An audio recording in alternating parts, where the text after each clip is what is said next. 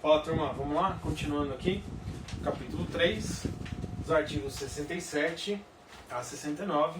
Esse vídeo vai ser bem rápido porque a cooperação nacional é um assunto bem tranquilo, tá? Artigo 67.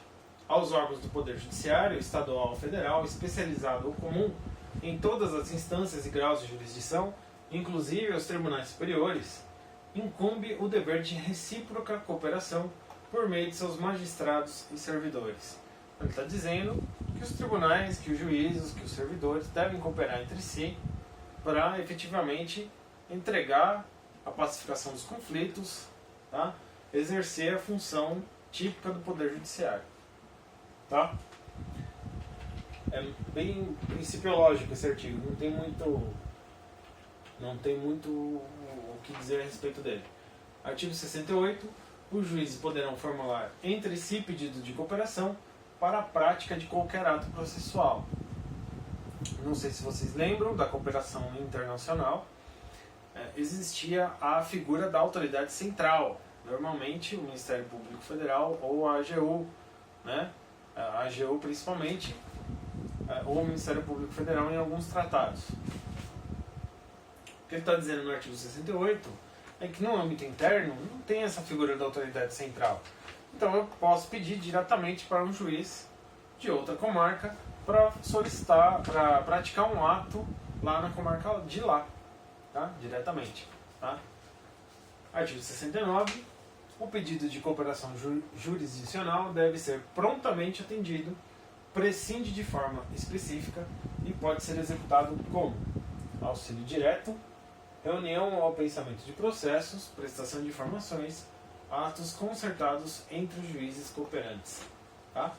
Então ele está falando o seguinte: prescinde de forma específica, não precisa de forma. Tá?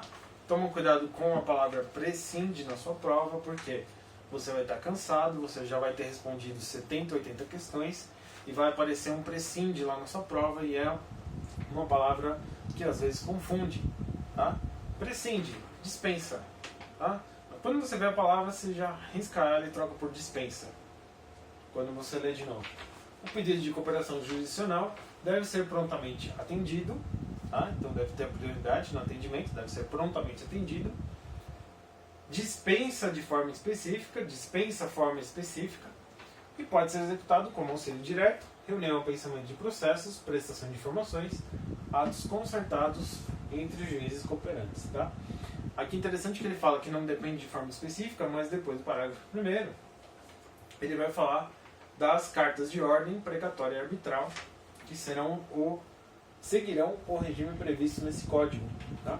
Então não tem forma específica, mas ele ainda usa a forma das cartas. Né? A carta precatória tem aquela formalidade de ser encaminhado um ofício, depreca e roga a Vossa Excelência que pratique tal ato de citação, de que ouça tal testemunho, enfim. Ele segue a fórmula da carta de ordem, precatória e arbitral. A novidade é a carta arbitral, que não existia, né? Quer dizer, um árbitro solicitando uma diligência. Parágrafo 2º. Os atos concertados entre os juízes cooperantes poderão consistir, além de outros, rol exemplificativo, além de outros, no estabelecimento de procedimento para a prática de citação, intimação ou notificação de ato. 2. A obtenção e apresentação de provas e coleta de depoimentos. 3. Efetivação de tutela provisória. 4. Efetivação de medidas e providências para a recuperação e preservação de empresas. 5. Facilitação de habilitação de créditos na falência e recuperação judicial. 6. Centralização de processos repetitivos. E 7. Execução de decisão jurisdicional. Tá? Tomaria cuidado só com o último, que é a execução. Você manda a execução para um outro juízo na forma de cooperação. Tá? Antigamente, no CPC de 73, a execução tinha que seguir a decisão ali do próprio juiz, né? O próprio juiz executa a sua decisão. Depois ainda teve o processo sincrético, que é uma coisa só, né? Que aí não é nem a execução, se transformou num cumprimento de sentença. Tá? Quer dizer, é um processo único, com a nova fase, a fase de cumprimento da sentença. Tá? Agora a gente pode pedir que um outro juiz execute a decisão jurisdicional tomada. Tá? Parágrafo 3º. O pedido de cooperação judiciária pode ser realizado entre órgãos jurisdicionais de diferentes ramos do Poder Judiciário. Tá? Então não tem problema, não preciso pedir para o mesmo ramo, posso pedir para um ramo diferente. Então vamos supor, por exemplo, um juiz do trabalho precisa ouvir uma testemunha num lugar onde não tem a vara do trabalho. Então ele pede para o juiz estadual comum, tá? Por exemplo, ou um juiz federal, tá? Precisa fazer um ato de constrição, uma penhora, um arresto num local que não é sede de vara federal. Então, um juiz estadual. Tá bom? Então, terminamos aqui o livro 2. No próximo, nós vamos falar sobre os sujeitos do processo. Tá bom?